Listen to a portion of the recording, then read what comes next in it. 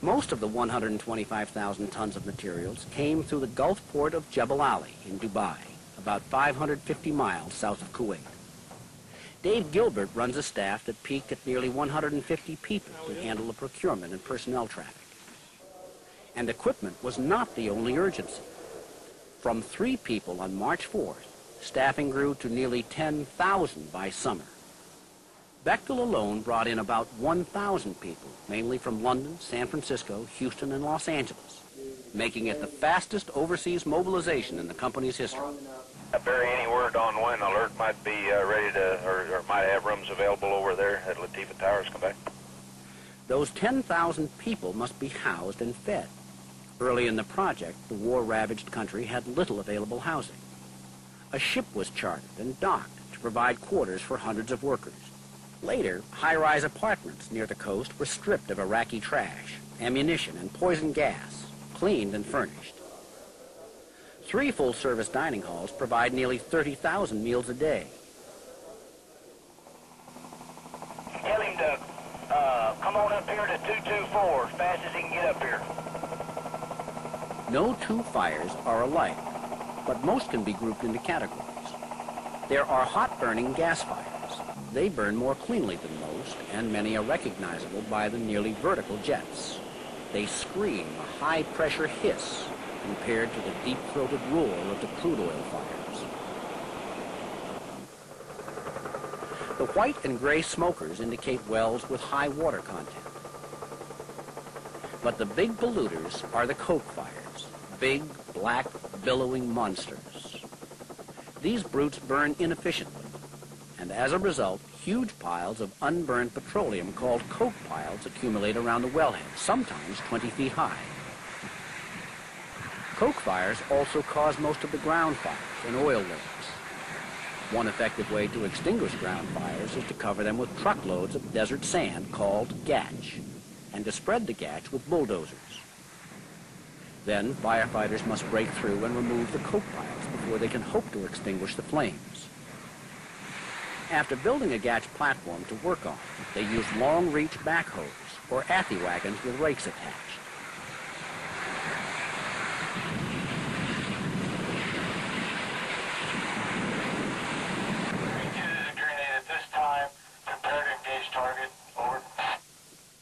On August 5th, the United States Army wheeled out a couple of tanks to blast a stubborn coke pile. They fired several 165-millimeter rounds from 250 yards away. Identified. Up. Fire. On the way.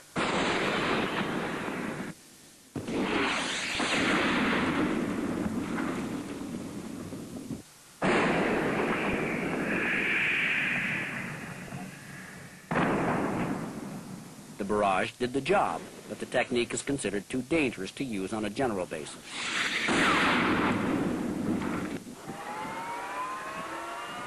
There are as many techniques used to kill fires as there are kinds of fires.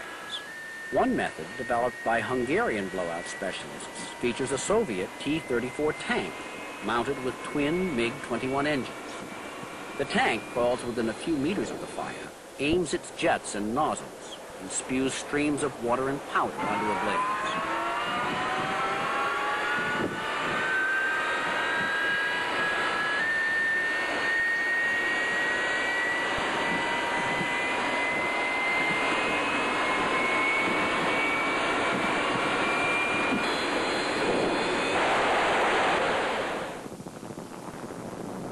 Killing fires is just part of the problem. Capping the well is often just as tough. Firefighters are actually called well control specialists because controlling a well, pouring mud and cement down inside it, and closing it off for good is what their job ultimately involves. Sometimes, if crews cannot cap wells quickly, they must reignite them because escaping gas could choke them or accumulate and explode. Often, wellheads are so badly damaged, backhoes must dig pits 10 to 20 feet deep to give crews access to fittings they can work with.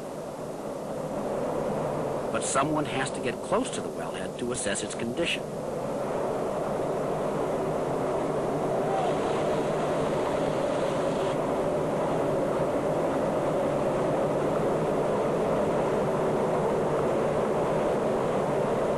Then they must execute the plan.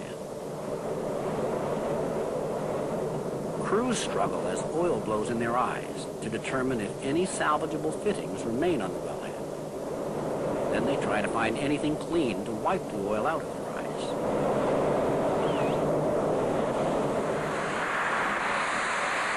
A short distance away, a Boots and Coots team is a few steps ahead in the capping process.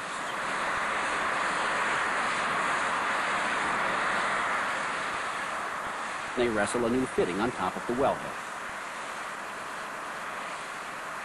Even though they killed the fire yesterday, the ground is still hot enough to boil water.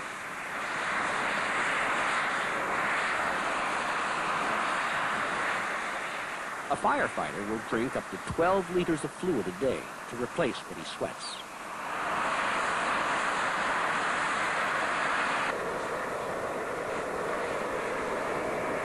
By day's end, the crew is ready to shut it down.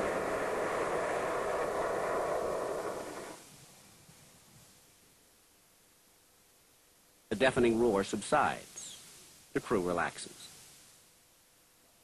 One takes a swim in the lagoon filled with firefighting water. But moments later, frustration. The well is too badly damaged at its base to keep it closed. Oil spews from the damage and the well could blow.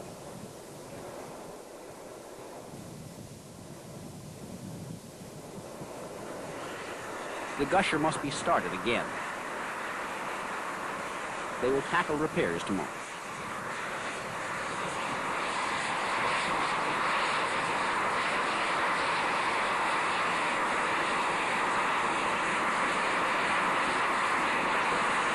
Down here on BG245, the smoke is too bad this morning. We're going to try again after lunch. I'll come down first, but if y'all could just stand by for probably around 1 o'clock. Your copy, do you want the truck to remain on location, or do you want to send it back to KDC camp? I'd send him on back to camp. Their visibility is 0 with good headlights. It is shortly after 5 a.m. on the second day of fall. The firefighting support team is reviewing yesterday's accomplishments and planning today's tactics. For the past 2 days, the early autumn winds have been erratic, shifting as much as 260 degrees. Firefighters are being chased out of their positions and into full retreat. Progress has been nil, and Bechtel's Noel Knight has other concerns. Some of people yesterday had nosebleeds, and especially amongst the new hires that are down in the field right now. Please don't panic about that. That's basically the irritation of the nasal passage. Obviously, if your eyes are stinging and the throat is very sore, you don't stay in there. The best way to get information from the battle lines is to get eyewitness intelligence. In firefighter support, that job falls to Bechtel's Craig Arndt and Dave Bueller. Their first stop is at the edge of the oil field, checking progress of a 12-million-gallon lagoon for firefighting water storage. This is the largest of 365 lagoons, most holding 1 million gallons, that will be built to fight the fires. Next, into the battle zone, and the smoke closes in. Yeah, this is life in the big city. Yeah. It gets real light in here. Yeah, that's our backyard. That's why we love it here. That's right. Arndt and Bueller are looking for teams from Iran and the People's Republic of China in South Bergan Field. They search for several hours. Smoke disorients them. Usual landmarks are obliterated. Bergan has more wells per square mile than any oil field in the world. It is also one of the world's largest. And in the southern portion this September day, more than 100 fires are still raging. You see, this one has silicone coming out of it. You can see the little white shoot out of it. That's beautiful. It is. And this is the midday sun.